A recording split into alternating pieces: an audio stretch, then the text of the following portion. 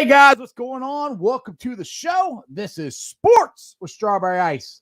I'm your host, Jeff Trunapole, and as always, I'll bring you sports from a West Side point of view right here in the great city of Cincinnati, Ohio, home of the Reds, Bengals, Bearcats, all the above. Now, do me a favor, if you found the show, hit that like and subscribe button, smash that thumbs up. We had a great weekend. We are up to 842 subscribers. I appreciate every single one of you. You guys are awesome. Now, as always, this show and every show is brought to you by T Properties. T Properties, quality housing for quality people. Check out their website at www.tpropertiesllc.com for all your rental property management needs and your rental needs.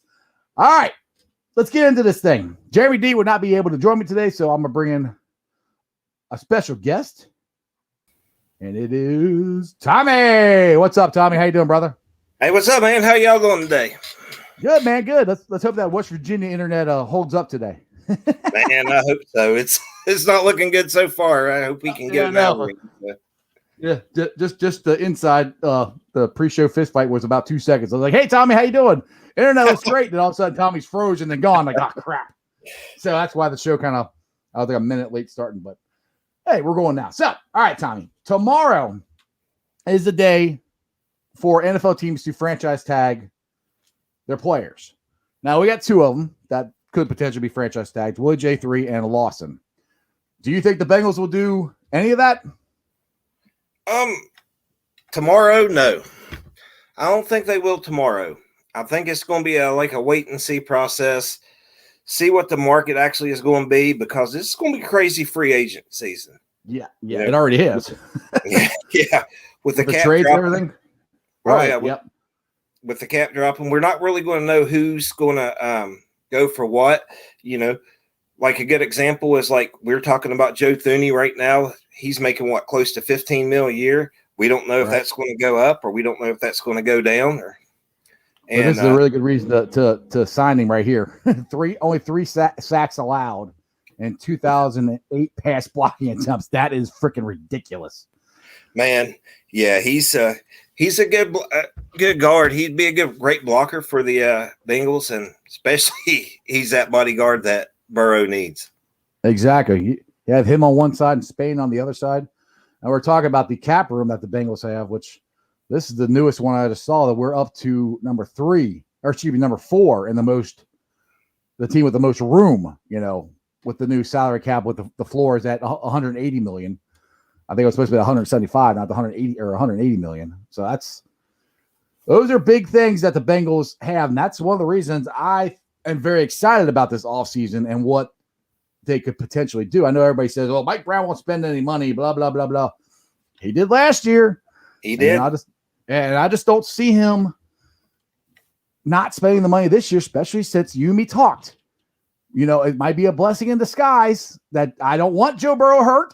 But maybe it's a good thing that he got hurt, that opened their eyes like, oh, crap, our offensive line really does suck, and we'll spend some money on it.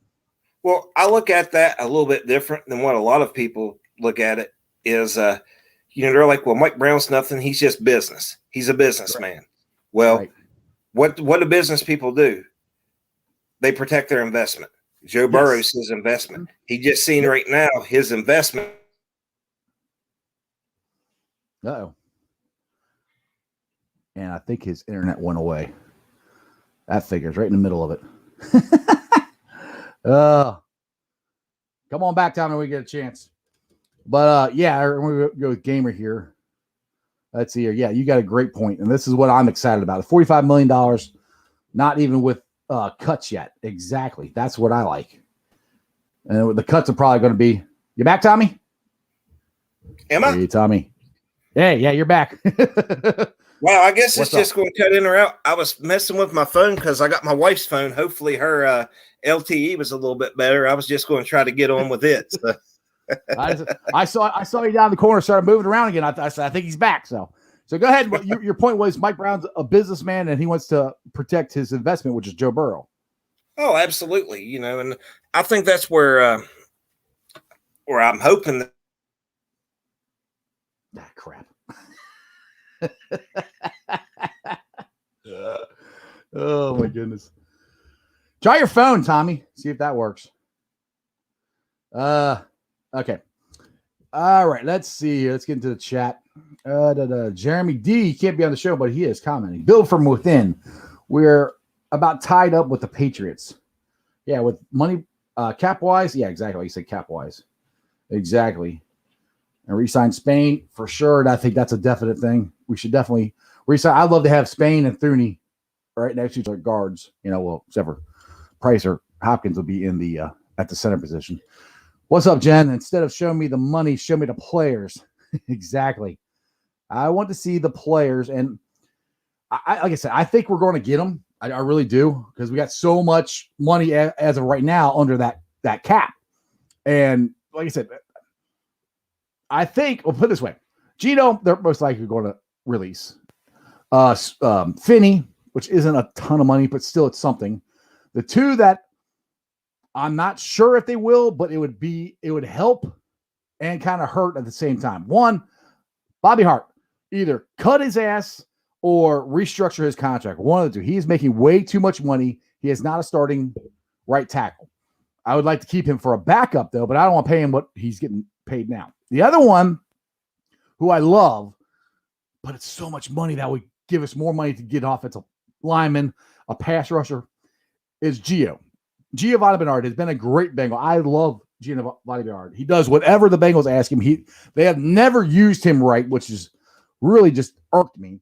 But I do think that with the emergence of Piron, and I always forget the other guy, McHenry. I think his name. Jeremy always reminds me of his name, but I forgot it. I just think that would be so much more money. And Mike Brown, he'll spend the money. I don't think he wants to spend. He's not going to spend above the cap, and I don't know if he's going to get that close. We never have. But if you give him more money to spend on more players, it could be good. What's up, Keith? What's going on? You want the live stream? Or hang on a second. I will put that on here. 1 second. And click that there. Put that there. Paste. And bam. There you go. There's a live stream. You guys want to join. All right, you guys are blowing the chat up. Let's see here. Let's see. Let's go, Josh. I'll get Jen's. Love Gio, but time to part ways. Yeah, that's where I'm at. I mean, I love Gio. I love Giovanni Bernard. It's just we got other guys that can do. And honestly, I think he's our best. Honestly, he's our best pass blocker. He's the smallest guy, but he's great at I won't say pass, but blitz pickup. He's awesome at that. So it's it'll be sad to see him go. Keithy, what's up? Let's try you. See if you can stay on the show for a little while. What's up, man? What's going on, brother? What's up? The guy you're trying to think of is Travion Williams. Yes, thank you. I always forget his freaking name for some reason. I don't know why. But I mean, with Piron and Williams and Mixon, because like I said, Mixon got hurt last year, but if this team was in a playoff push, he would have played. I guarantee you, he would not miss the rest of the season. He would have played. So if you get rid of Gio's money and it's that much more you can add to the salary cap, the money we spend on the salary cap, we can fix the line. We can get a pass rusher. I mean, you fix the line both sides. We go from a 4-12 team or whatever our record was to a 12-4 team. I think even with our schedule's gonna be tough though. That is one thing that does kind of concern me. Well, I disagree with you on one thing. Bobby Hart's got to go. Period. Yeah, to me, he's not even a quality backup. You don't keep that even as a backup? He's not even a quality backup. I cannot believe you're saying that about Bobby Hart. If you're smart in the draft, you can get a guy that can replace him. Right. I think. But the other thing, I'm 100% with you on Gio. That they've always had this knock. Most of the NFL has. Always too small to be in every down back. Nah, he can't. Well, he can. Why? Right. He was every down back in college. The guys in college aren't that much smaller than the guys in the pros nowadays. Right.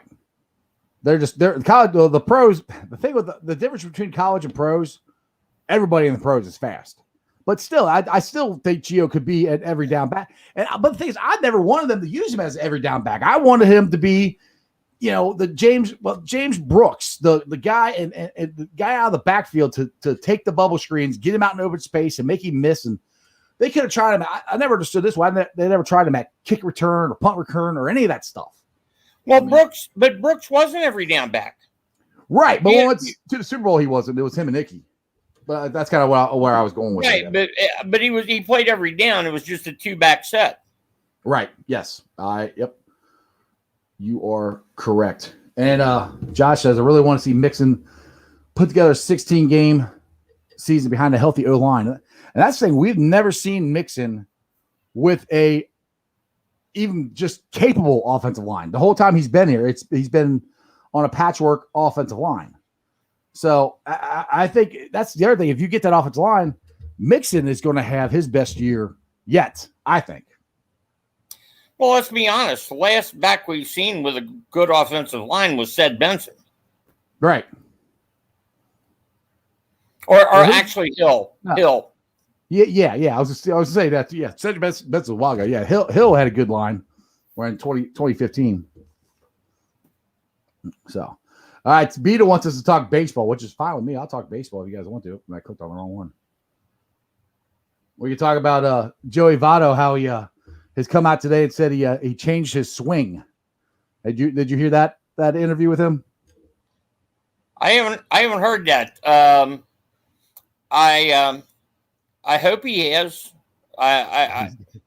He's got to do something. I honestly think, and you can call me crazy, I honestly think that he has a vision problem or something like that he's not addressed. Because if you look at him, his reflexes, he's still getting around on the fastball.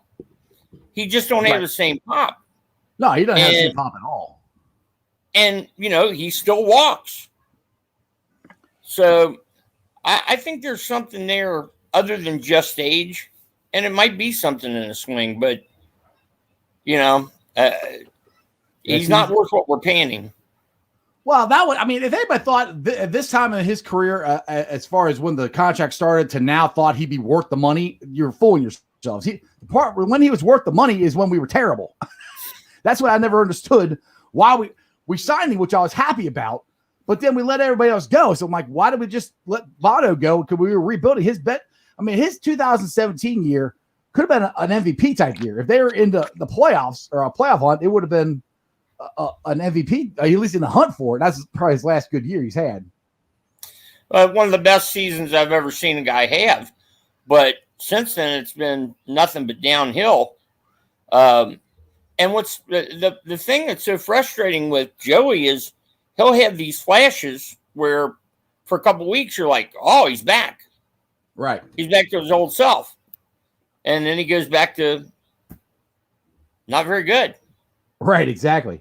Yeah, last year he got better after David Bell benched him, which I bang on David Bell all the time, but that was one of the best moves that I think David Bell did last year, where he benched him because he wasn't doing anything. They had to do something because the team wasn't going anywhere, and Votto wasn't hitting. And like Josh says, he said I put him down hitting 7th, which I would too. In this batting order, he hasn't proven that he can. He's not a third place hitter anymore, and I don't think he's a second place hitter. I mean, I at least start him off lower in the lineup at the beginning of the year to see where he's at. Well, the worst thing is he's perfect as a leadoff guy if he had speed. Right. Because he gets on base. You can't argue with his on base percentage, even when he's not hitting for a high average. But he can't run. Right. Yeah, he's definitely not a speedster at all. Vito says you'll likely see Strange Goodwin at shortstop. You were talking about that when you were on the show a couple weeks ago.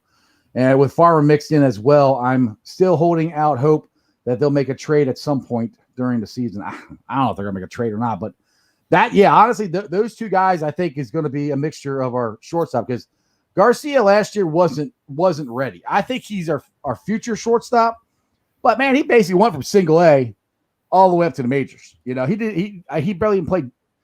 Maybe he played a little bit in Double A, but not much. So that was an awful big ask to ask Garcia to be our everyday shortstop. Well, yeah. I mean, you could tell he was overmatched against major league pitchers, but I think one day he's going to be a stud. As far as if it were me, and we've talked about this before, I would play Gordon at short. The other thing I would do, why won't you give Senzel a shot at short? He was an infielder. He was an infielder. You keep saying that. They're not moving Senzel. Senzel's playing center field. He gets injured enough playing center field. How do you think he's going to get injured playing shortstop? I think he'd be less likely to get hurt at shortstop. Plus, he's a natural infielder. I never liked to move to center field to begin with. Well, that was out of necessity. They didn't have anybody else to do it. But I think Gordon could handle shortstop. He was a second baseman. Yeah. I think it might surprise some folks how well he can play short. Question is, can he get on base?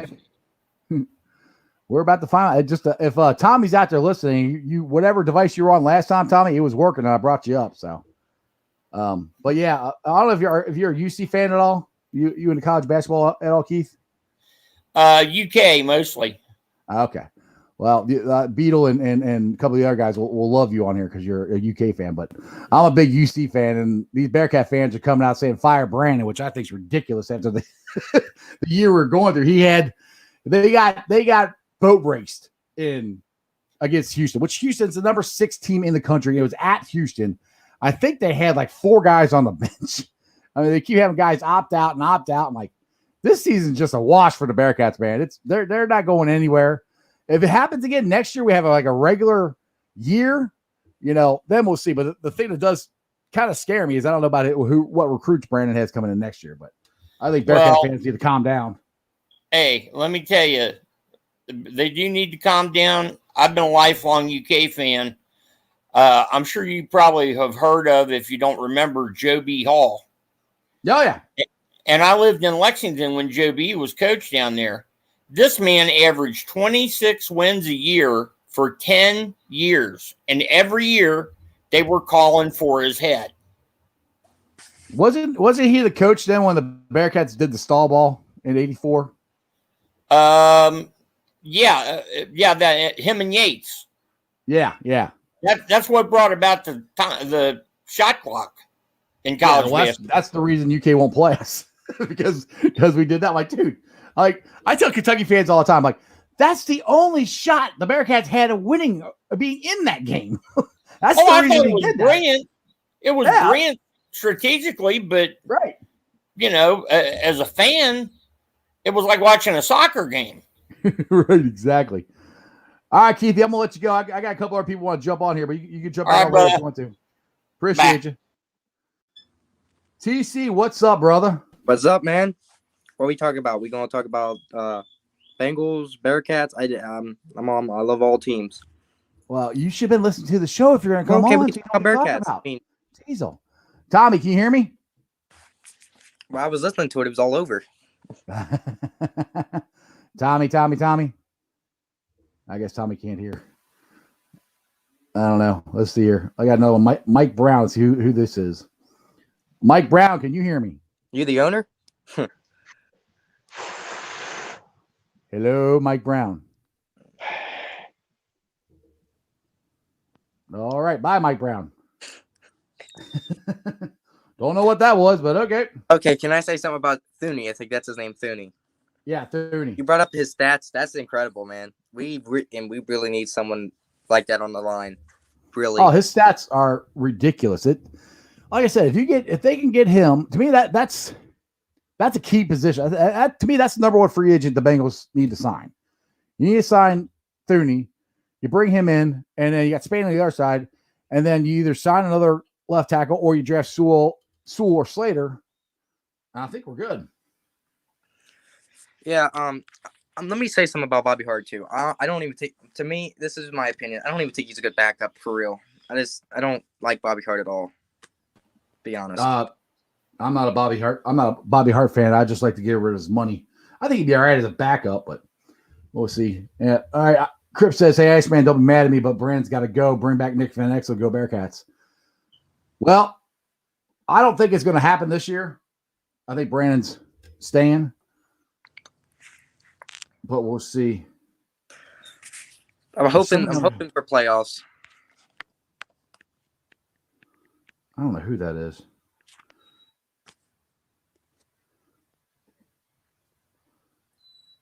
Right, I'm banning that person. There. I don't know. Somebody wanted to come on and they called themselves Jeremy Dean Sucks. I'm like, and that might have been the guy who was trying to be Mike Brown. So I don't need all that. I just kicked him out, whoever that was. So sorry. Besides, Jeremy Live Dean's show the best people. guy I know. Huh? Besides, Jeremy Dean's the best guy I know. What? What about me? You're on my show. Okay. Don't kick me off. You're the best guy, but if Jeremy has to, gotta tell him the best. Duh. All right. Beetle says John Brandon will be a solid coach for UC. All the college basketball is strong. Exactly. The top 13 winningest teams in college basketball are currently unranked. Yeah, exactly. I agree with you there, Beetle. That's where everybody just needs to calm down. Like I said, the Bearcats I'm not kidding. They had like 4 or 5 guys on the bench.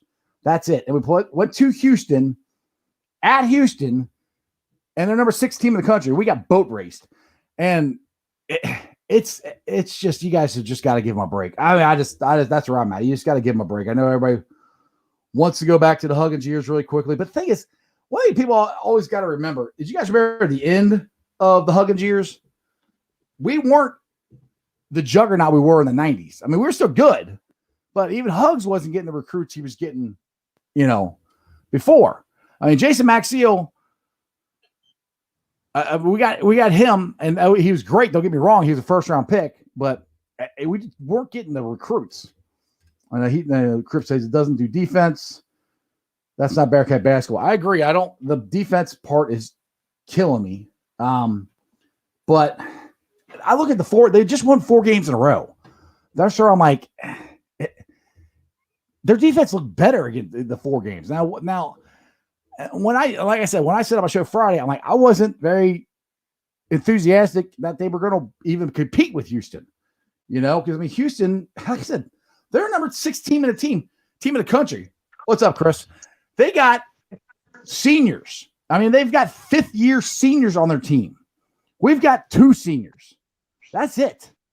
So teams with 5th-year seniors, they have multiple ones. It's not like they have 1 or 2. They have like 3 or 4 5th-year seniors. When you have that on your college basketball team, 1, it's very rare. 2, you're going to be a pretty darn good team. And that Houston's good. I mean, I can't stand Houston, but they're good.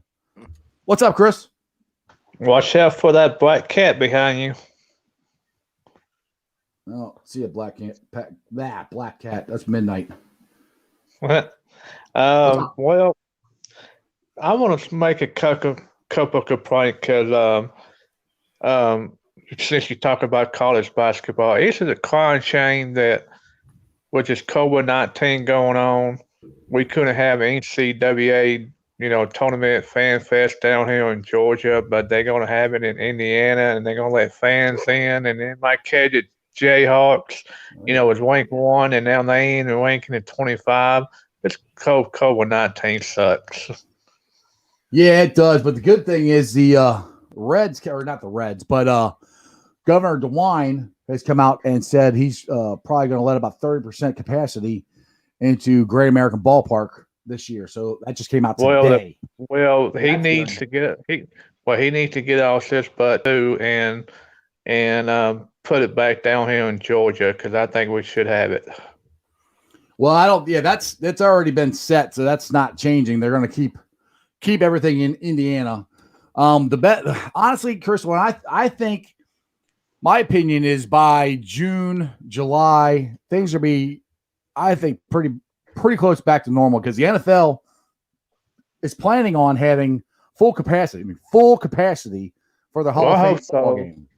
Because my birthday plans coming to Cincinnati has been like push offs, and I was looking at when I called him my brother from another mother. He was talking about why do you just come to Chicago this year when the Bengals play us? So that's be my plans. Come to Chicago, watch the Bengals, play Chicago. So that'd be my thing. And then also you was talking about, let's see, what you was talking about. Oh yeah, any franchise tags. Be honest with you, I don't think they should tag anybody right now. They just see how the draft's going to go with everybody, with the whole limits, how much they can spend and everything. I just think that all the owners are going to probably just wait until see what's going to happen in the drafts, and then they're going to probably fill in a spot on the free agents. That's what I just think. That's what we got to figure out what they're going to do. I don't think they're going to tag anybody yet. What's up, Keith? You're back. Hey, man, I was actually trying to type to you, but my StreamYard went off. I was just going to say, you know what Huggins' biggest problem was, if you think about it, when he was here? What's that? He never had, with the exception of Van Exel and one other guy whose name escapes me, he never had a point guard that could shoot free throws. I couldn't tell you the number of games I watched UC play. They had the game in hand. Yeah. They started fouling guys, and they missed their free throws, and they'd end up losing by a point or two. Yeah, the Bearcats have never been able to shoot free throws. Honestly, that's actually one thing about Brandon's team. They actually can shoot free throws, but our defense is terrible. And the thing is, we just got so many young guys. We got a team full of freshmen and sophomores, and it was going to be a rough year to begin with just the young guys we have. And with as many guys they've had opt out and opt back in. I mean, like I said, it's not just the Bearcats. I mean, your Kentucky Wildcats, they're I know they won 3 in a row here, but they haven't been very good. Duke hasn't been very good. Dude, North Carolina hasn't been very good. Yeah, so I mean, that's where I'm like, these Bearcat fans just need to calm down. This has been one of the weirdest college basketball seasons ever. I mean, I don't even know how often they could practice in the summertime, to get together because of COVID and issues and all that stuff. So when you have a young team like that, the only way to get better is to practice, and learn your roles and learn your spots. And they got too many guys like DeJulius. He had a really good game against Central Florida, I think it was. And then Saturday, he wasn't there. I mean, and they couldn't do anything, man. They couldn't shoot. They were fouling like crazy. Whatever Houston did worked. Whatever they wanted to do worked. They were just more talented, older players, and you say it's better coaching, but those guys have been in the system. Like I said, they got 5th-year seniors.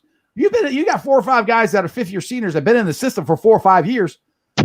Kelvin Sampson doesn't have to coach them up that much. It makes everybody else. It makes a huge difference, and that's the thing with UK. You can't tell UK fans this, but if you think about it, we go through the same thing every year. It's just been longer this year. When you get to one and dones, and I hate to sound like an old man, but you got to remember these kids are coming from high school. They were the man. Mm-hmm. They played on teams where they didn't have to play a full game. Right. And they could go in and turn it on and turn it off. And it takes them a while to understand. I can't do that up here. Up here, right. I got to play hard all the time. I got to play team ball. And it takes them a while. Usually, I mean, it's like clockwork almost. They'll struggle a little bit. They'll still win, but they won't win big. They'll beat the teams they should beat. They'll lose a couple games they shouldn't lose. And they'll struggle along through the first couple months of the season. By January, late January, February, they're a machine. Oh, yeah. I make fun of my Kentucky fans all the time down here because they're, in November and stuff like, oh, we're terrible. Oh, we're this. Oh, we're that. Calipari's the worst coach ever. I'm like, do you realize Calipari has to take exactly what you said? He's got to take the guy who was the star on his team probably his entire life, and he's got 4 or 5 of them all coming to this team, and they all got to learn how to actually play together instead of being able to do whatever the hell they wanted to do for their entire life. And he's only got a couple months to get them to do that before we get to the tournament to win the thing. I'm like, it ain't easy what he does, and I think he doesn't get the credit for being the type of coach that he is to be able to bring that together almost every year. Well, you hit the nail on the head. The thing about it is, to me, it's a lot tougher on these coaches who have nothing but blue chippers. Right. And you have to convince them, hey, you got to rebound, you got to play defense, you got to do this, you got to do that, than it is to have, one or two studs and a bunch of average players and turn them into a team. Right. I did the thumbs down to Josh. He said, "Go Xavier." So I had to go thumbs down on that there, Josh. All right. Let's see here. There's a couple good things in the chat here. Let's see here. Matt. All right. If we end up sparing money after fixing the O-line, would you want to sign Galladay or Will Fuller or Hilton at wide receiver and trade back in the draft to address the defense? What do you think? Well, to me, did you get the link I sent you yesterday? Where'd you send it to me at? On the channel or on the? No, I sent it on from the chat the other day. There's a kid out of North Texas State, and I can't think of his last name. His first name is Jalen. Okay. He runs a 4.3, and he reminds me of Tyreek Hill. This kid has some of the nastiest moves I've ever seen in my life, and he's probably, because of his size, he's about the same size as Tyreek Hill. Okay. He's probably going to drop to second or third round. To me, I think, here again, if you can't get Sewell, first of all, I trade down. I don't think Sewell is going to be there at 5. You can trade down with Denver. You can trade down with Carolina. Get extra picks. You're still, if he's going to be there, he's probably going to still be there at 7 or 9. But if not, you can still come away with Pitts or Chase. Mm-hmm. But let's just say hypothetically that you get Pitts at the 7. You could still pick up this kid in a later round. And now you've got, I'm not saying he's going to be this, but this is who he reminds me of. You got a Tyreek Hill type of guy. Right. You got your Travis Kelce type of guy with Pitts. Right. Along with Boyd, Higgins, and Mixon. Right.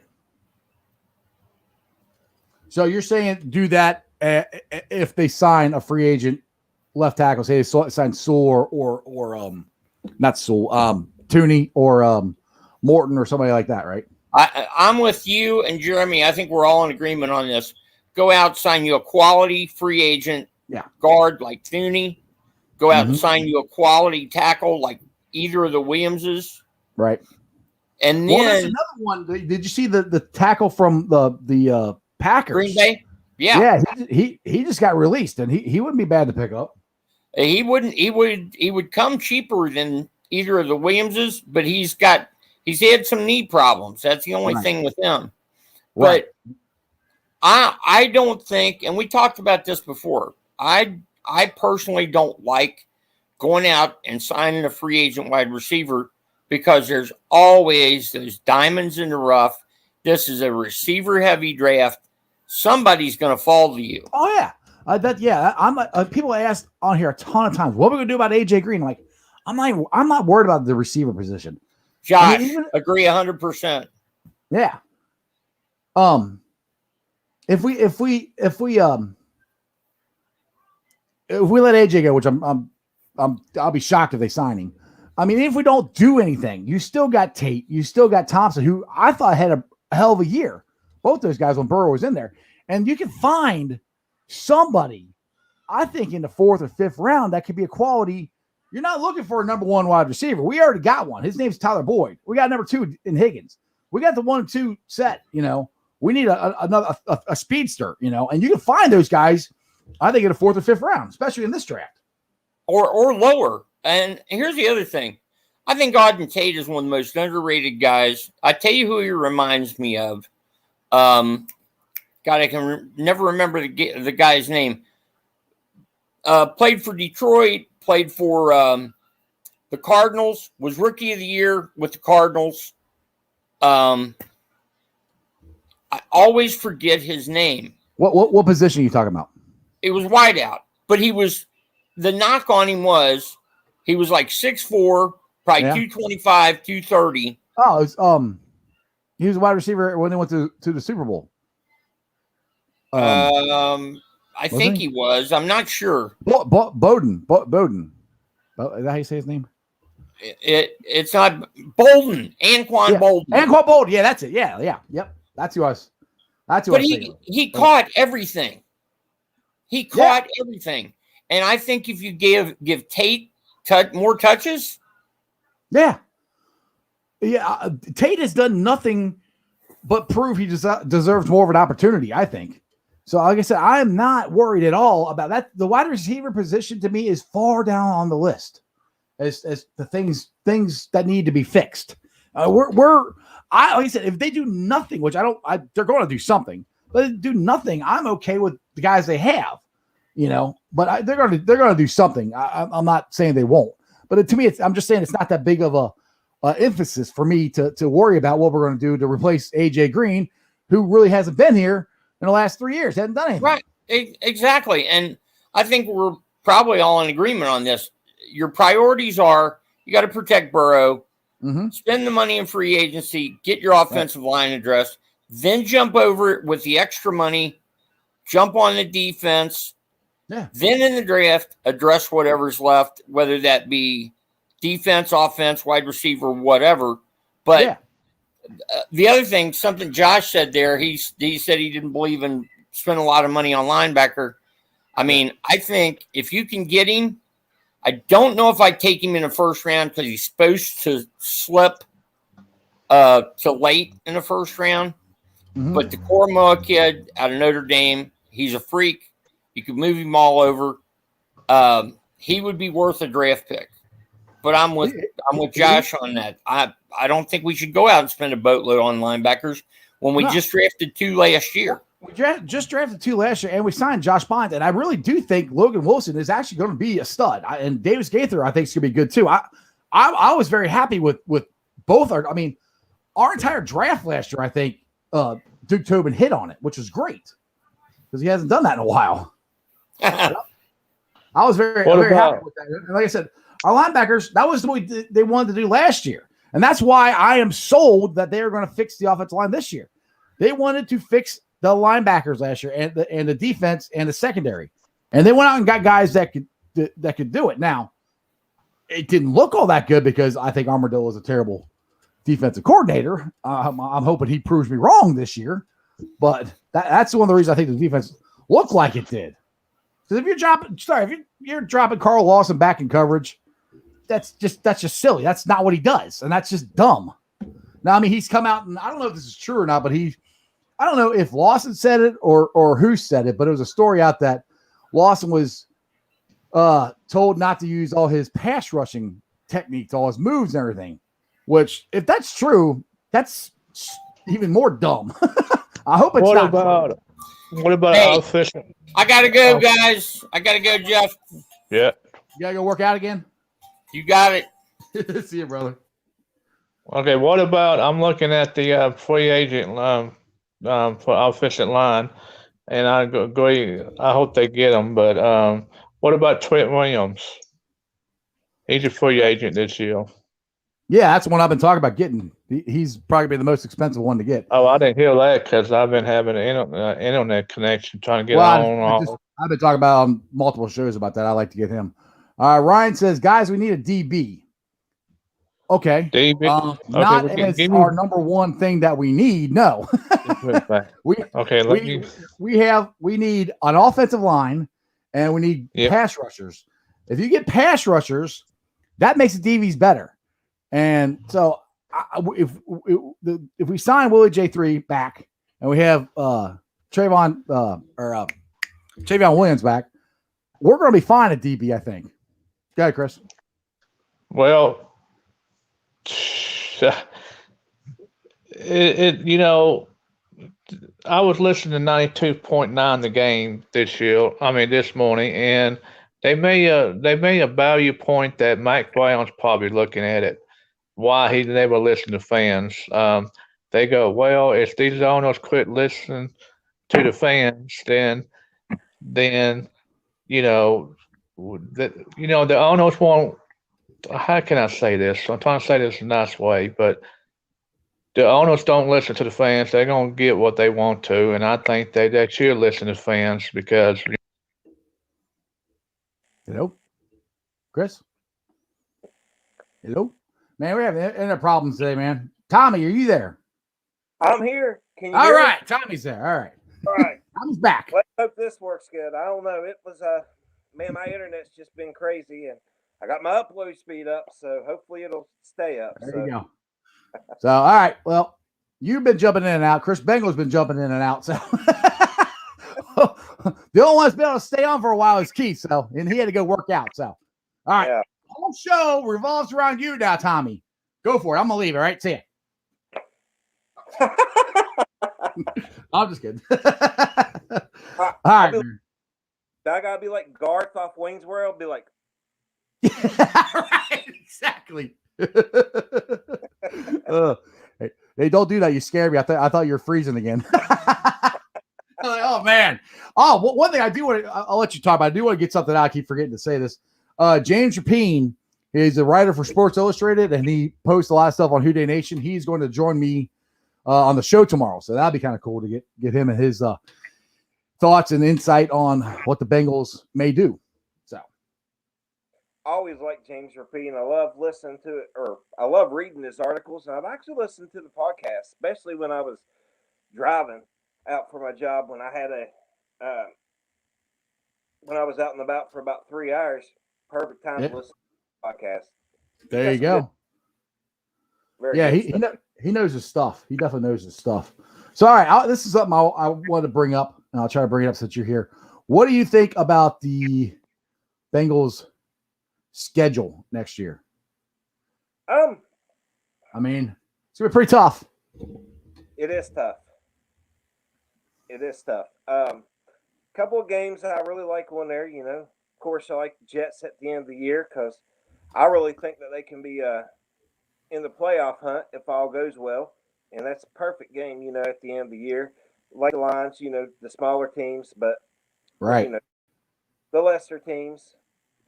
I like them at towards the end of the year because I think that could be a strong push because I think they're going to be in contention. As for the harder teams, because you know they got some tough ones on there. Right. My favorite athletes of all time, Ric Flair, to be the man. Woo! The man. Diamonds forever, baby. Just like Ric Flair in a Four Horsemen. Woo! Love me some Ric Flair. That is true. This is going to be the true test for the Bengals this year. Oh, yeah. You know, this is where we're going to see what they got. You know, a couple of us, you know, just you're like me. We think that they're close to, you know, being able to contend. This is going to be that true test. If they can hang with these guys, right? That's what a lot of people are like. Oh, we're going to stick next year. We got a tough schedule. I'm like, so what? I mean, honestly, I'd rather have a tough schedule and win because to me that gets you ready for the playoffs. And Matt here says apparently it's the fifth hardest based off last year's team performance. Yeah, so it ain't going to be. And that's what kind of me and Jeremy have talked about this past year's. Our schedule was pretty freaking easy. If you can see what the Squealers did, they were 11-0, and then everybody figured them out. The Bengals could have fixed the offensive line and kept Joe Burrow healthy. It could have been a little different. With that AFC North playing the NFC East last year, that really watered down the schedule for really everybody in the AFC North because that NFC East was awful. Oh yeah, I always call them the NFC least. They were terrible. They were god awful. I mean the Eagles now they traded Carson Wentz on Thursday, and the funny thing is they traded him on Thursday, and I don't even know if they're even sold on Jalen Hurts being the quarterback, which is kind of funny because they're only I think 3 years away from winning a Super Bowl, and I know Carson Wentz didn't play in the Super Bowl with Nick Foles, but he was having the MVP year that year. Doug Peterson was considered the next football genius, and now both of them are gone. Oh, absolutely, and it does make it crazy. But you know, in the draft, of course, Burrow was guy number one. Oh yeah, him at number one. But when I heard that Jalen Hurts taking him third round with the Eagles, I think it was second. But anyway, yeah. But I was like, this could be the steal of the draft. The Eagles got something here, But right. Well, as if they're going to use him. I mean, because this draft right now is so quarterback laden. And the thing is, if teams want quarterbacks, they need to try to get them this year because next year there's not as many coming out that are good. I mean, there's 5 guys that some people are saying can be top quality NFL quarterbacks in this draft. So that's a lot. That's where that's the thing. I think Keith you were off on the internet, but Keith brought up that the Bengals could trade back. One thing I thought of is a trade partner possibly would be the New England Patriots because they need a quarterback and they haven't done anything yet. So maybe they might want to trade up to get one of these guys. And I don't want to, I don't want to drop. The thing is, I don't want to drop that far. As far, well, actually, I don't know how far they are. They didn't make the playoffs. I forget that. I'd have to look see how far New England is. I'm not really sure because I really only want to drop. If we're drafted 5th, I only want to drop to like 7th, 8th. That's about it because I want to get one of these guys: Sewell, Slater, Pitts, or Chase. I want to get one of those guys. Oh, absolutely. If I was going to trade down, I wouldn't want to go about mid-teens. Mid-teens, anything lower than the mid-teens, I wouldn't really be. I don't even know if I want to go that low, but we'll see. Jennifer says, fix the line, keep keep the injury bug away this season. We will definitely be contenders in my eyes. Yeah, and that's another thing. Jen brings up a good point. We can't get injured like as much as we did last year. And that's one of the reasons people are like, oh, I don't want to keep Bobby Hart as a backup. I'm like, you gotta have somebody as a backup. I mean, they can't draft, 5 new offensive linemen, So we have him on our team already. I would rather keep him because unless you can find a better backup, I don't want to pay him the money that we're paying Bobby Hart. I want to cut him or restructure his contract. But, to me, he's worth keeping as a backup because of the injuries that we had this past year. He is a good backup. I mean, do we want him to start? I don't think any Two-Day Nation wants him to start. I didn't want him to start last year. No. And that was something that I thought of. I was like, the one person that turned me off on Bobby Hart was James Rapine. And that was like right before the season, and that was during his podcast. I'd listened to his podcast, and it was really good. And he was talking about Michael Jordan and Bobby Hart being. I honestly thought Jordan was going to be better. I missed it on him. Bobby Hart, I wasn't sold on. I thought Jordan was going to be better, to be honest. I did too. And the one that they had high hopes for was Johnson, and it wouldn't hurt my feelings. Well, he's funny. He's better at tackle than his guard. He's terrible at guard. They should never, ever, ever, ever put him at guard again. Put him at tackle. But the thing is, if you're a backup, you got to be able to play multiple positions. If you can only play a tackle, you're not a very good backup. And right. I always like playing this video, but we got to.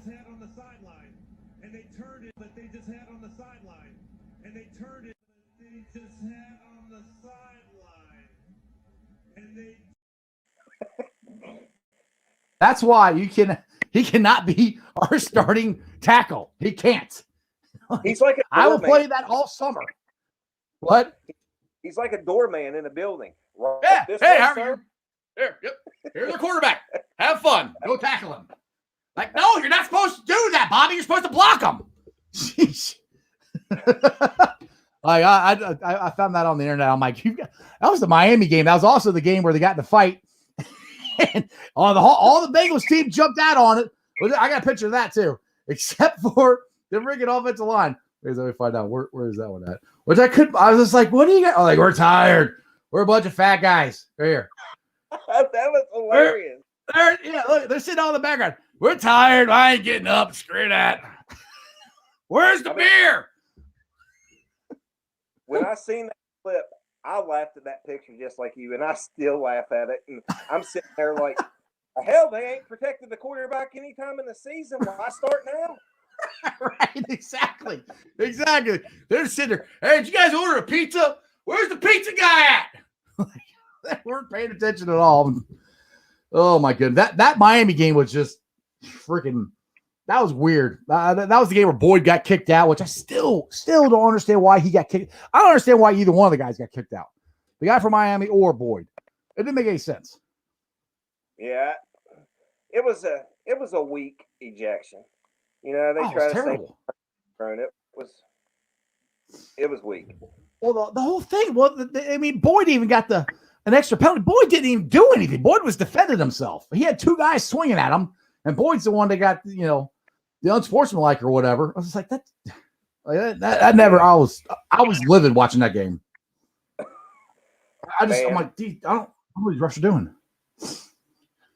Josh says, unless we literally sign a big money right tackle, keep him this year. I think his contract, or I think this is his contract year. Oh, did they sign him for? I don't remember when they signed it. Was it last year or the year before that they signed Bobby Hart? Mm-hmm. Yeah, was it a 3? I thought it was a 3-year deal. I think his contract is up after this coming season. I think Josh is right. Yeah, I think it was a 3-year deal, but I don't know, dude. I'm like, because Mike Brown will spend money, which I'm convinced he's going to spend money this year, like he did last year. I just don't know if he'll spend how close to the cap he'll get. You know what I'm saying? Because he's never been like, even when we were good, we were still under the cap. So, oh, absolutely. I think that they look, what a lot of people don't realize is there's actually a minimum spending limit too. And a lot of times through the years, they have juggled that minimum spending, right. I believe it's a 4-year average. And it's like a 4-year average, but I think they're finally getting it. And one thing that we keep forgetting about is Mike Brown's not 100% in charge anymore. Yeah, he is the owner, but they developed that committee with Tom, Katie, and I believe the Tobins are on there as well. I didn't know Tobins were on there too. I knew Katie and her husband and them were on there. Well, I did read where they were actually on the committee where they put their insight, but I think it is Tom and Katie that make a lot of the signing decisions now. Now Brown still is on the committee. He still chairs the committee, but he's kind of, what is 85 years old? He's kind of pushed that. Yeah, he's not young. Yeah, he's kind of slowly handing over the keys. Right, which is good for us. Matt says, are you worried that the Bengals might rush Burrow back before he's fully ready? No, I'm not, and the reason I say I'm not at all, because, and I think I'm 100% confident that Joe Burrow will be back game 1. I don't think he's going to play in the preseason games or anything. I don't think they'll take a chance, but I think he will play game 1. And the biggest reason is because the Bengals have already went through this. It was Carson Palmer. Carson Palmer had almost the exact same type of knee injury, and his got ripped in the playoffs in January, and he came back week 1 and played, and he didn't miss a beat. Now, where I get in arguments with Bengal fans, and they're like, oh, he was never the same after he hurt his knee. Like, no. It was when he hurt his shoulder in Cleveland, and he didn't get surgery on it. He just rehabbed it, and that was the year that Fitzmagic came in, and he started balling out. That's when Carson came back and couldn't throw the ball as accurate as he used to be. I think he never recovered from that shoulder injury. But getting back to my point, that's why I don't think they're going to rush him back, because it was before Thanksgiving he got hurt, and medical technology now is even better. Carson got hurt 15 years ago and he was back game 1, so I don't see why Burrow won't be. Oh, absolutely. And once Burrow went down, we all became doctors. It's the internet. We all became doctors, and we were like, well, he's not going to be able to perform the way he did. Well, not really, because when Palmer came back from that ACL injury, he actually performed really well. And he even said that his ACL, he said his leg didn't even feel right until about week 9 of the season. Right. So, so I think the timeline. The Bengals are going to be cautious with Joe, but I think Joe's he's going to set his own timeline. If he's ready to roll, then I think he's going to be ready to roll. Well, yeah, there's I read somewhere today, I can't remember where I read it or heard it, that Burrow has been out throwing the ball around with his teammates already. So those are good signs. I mean, I got pictures of him working out and doing different stuff. I mean, he's already walked. Basically, his knee, I won't say, I don't know how to say it. I guess it's structurally sound. He just got to build it up. It ain't, he's not limping. He's not wearing knee brace. He's not doing, he just got to build the muscles up around it and get it so it can, you or me do it. We don't have to build it. We're not going to play football. He's got to build up to go play football. So it's a little different, and he's also 24. I'm almost 46. So, I mean, I hurt my knee like that. I might be in a wheelchair. Oh, absolutely. And, I didn't know a whole lot about ACL injuries, and I picked up a little bit with Palmer, and then I picked up a little bit more with Burrow, and I just started reading, and I read about Palmer's injury. And what was interesting about Palmer's injury was they actually released where he got that ACL from. Yeah. It was like a 43-year-old swimmer, and she was a runner, a swimmer, and, I guarantee that's something that they did with Burrow too, is they don't just find one of these things on the shelf and just pop it in. They do some research on it too. So he's going to have he's going to have a strong ACL in him this time. Yeah. I'm not worried about it at all. I mean, maybe I'm overconfident, but I don't think it's going to be a problem. And I like I said, I really do think they're going to fix this offensive line, and we're going to see something next year. And that's why people, I'll post stuff on my Strawberry Ice page about J.J. Watt or Vaughn. I don't say Vaughn, but who's the guy from Denver? They got released. Von Miller. Von Miller, yeah. But one of those guys coming to the Bengals are like, why would they want to come here? I'm like, I'm telling you, we're going to be good next year. I'm telling you, we're going to be good. So, and the players believe it too, because they're tweeting out J.J. Watt trying to get him to come here. So it ain't just me. And if the players have bought in and believe it, that's even bigger than us fans believing it at all. If the players don't believe it, then it's not even worth it. Oh, absolutely. And that's the biggest thing, like with, players look at things one way, fans look at it another. A lot of fans are looking at me like, what, we did 4 wins? We're not good. Nobody's going to want to come here. Where players are going to look and they're going to see things a little bit different. And they're like, well, look how this team did once Burrow went down. And, things played better, or, the team played better, towards the end of the season, not because of Burrow's injury. They just play better because they just started gelling. Right. And if they get the right personnel in, these guys are going to see it. And they're like, well, you know what? If you're going to sign this guy, I want to come there. Right. Exactly. It's a snowball thing. It's just kind of like, and I'm not comparing Joe Burrow to Tom Brady at all, but once you get, like, Tom Brady went to Tampa. Now it's Tom Brady, so it's kind of a reach, but everybody wanted to go there. Well, if you start getting guys here and they see that they're going to fix the offensive line, they see what they got, and they already know how good Joe Burrow is. And the thing is, Joe is good now. He's going to be good for a while. So people and players can see it. I can go there and maybe not win one ring, but we could win multiple rings if they do it right, which I believe that they could. Now, I believe that with Carson Palmer too, but that never happened. So we'll have to, I'll have to see it go. Let's work on getting one ring right now before we start moving on to multiple ones. But it's a snowball effect. Like you said, once guys get here, then they'll start talking to other guys, and so on and so on. People want to play for Joe Burrow.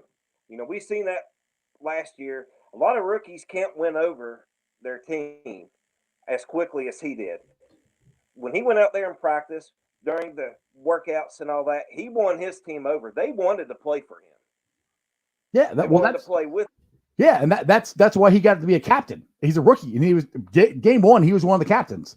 That says a lot right there about how the teammates, and that's not a coach's thing. That's the players voting that in. So that says a lot about what they feel about him.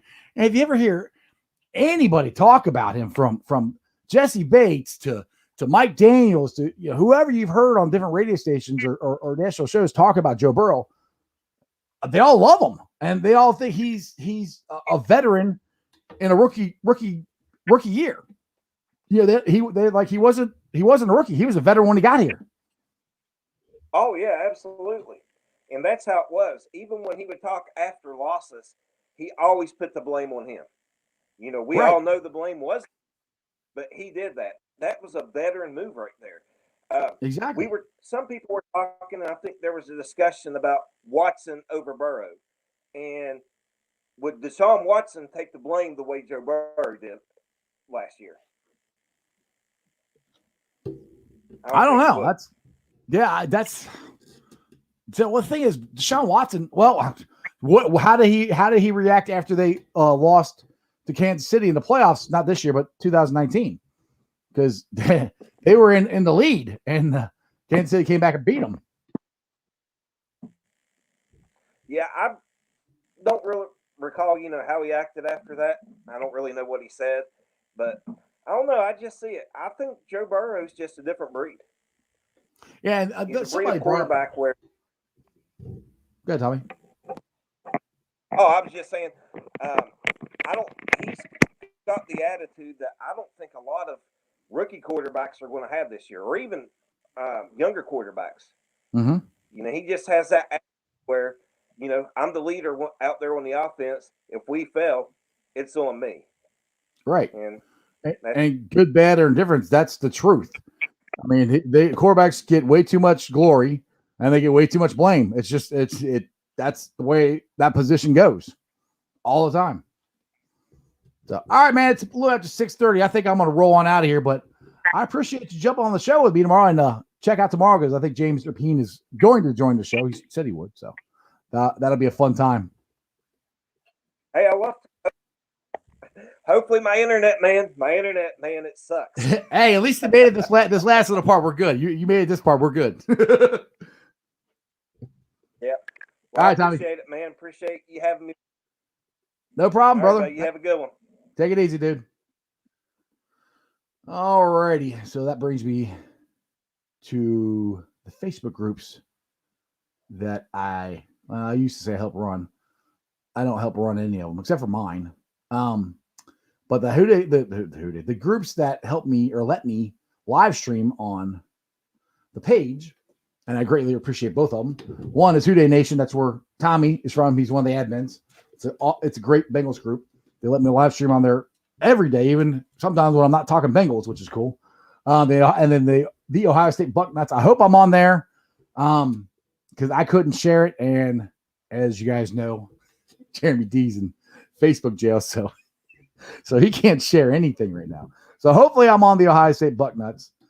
But the other groups that are mine are Bearcat Ruckus, Radical Reds, and then the Ice Bar. The Ice Bar, like I said, it's just a group page or show page for me and Jeremy, and viewers post lots of different silly memes and silly stuff like that. We just have fun in there. It's a virtual bar. And then I invite you guys to follow me on all my other social media platforms, all under Sports with Strawberry Ice. I'm on Facebook, Twitter, Instagram, and we do some silly TikToks. Give me a 5-star review. I'll be putting it on the podcast later on tonight. So if you missed the show, you can always watch it on YouTube, or you can listen to it like Tommy said. If you drive around in a truck for a couple hours tomorrow or driving around, listen to me on the podcast. Pod it up. I'm on BeanPod, iTunes, Apple Podcasts, pretty much wherever you get your podcast, I am there. YouTubers, like I said, we're up to 842. That is awesome. That was a huge jump. I appreciate that. Trying to get to 1,000 as fast as we can. We're getting there. So tell your friends, tell your neighbors, tell everybody about Sports with Strawberry Ice. And other than that, as Jeremy D would say, remember, one thing and one thing only. You don't live in Cleveland. You live in Cincinnati. So act like it. Who Dey? Go Bengals. Go Buckeyes. Go Reds. I'm telling you, Bengals got a shot at the playoffs next year. As long as they do this free agency thing right, we're going to shock the world. And other than that, that's just sports, baby. See ya!